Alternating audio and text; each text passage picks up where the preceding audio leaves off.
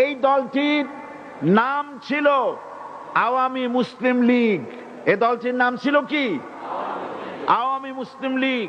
তখন তারা নারায়ে তাকবীর, আল্লাহু আকবার ধ্বনি দিত, স্লোগান দিত, কিন্তু ধর্মনিরপেক্ষ মতবাদ দলীয় আদর্শ হিসাবে গ্রহণ করার কারণে নারায়ে তাকবীর, আল্লাহু আকবার এই স্লোগান তারা বর্জন করেছে।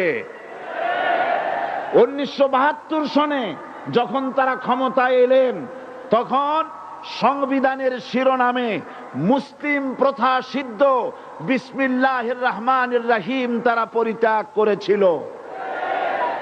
সমস্ত বিশ্ববিদ্যালয়ের মনোগ্রাম থেকে ইকরা বিসমি রব্বিকাল্লাযী খালাক রব্বি জিদনি ইলমা এটাকে তারা বাদ দিয়েছিল।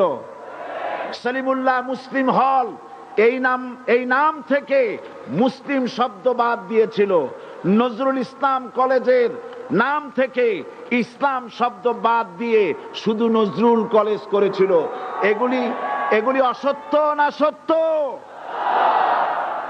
বর্তমান এই সরকার ধর্মনিরপেক্ষ হওয়ার কারণে ইসলাম এবং মুসলিম বিদ্বেষী, তার অসংখ্য প্রমাণ এই জাতির কাছে রয়েছে।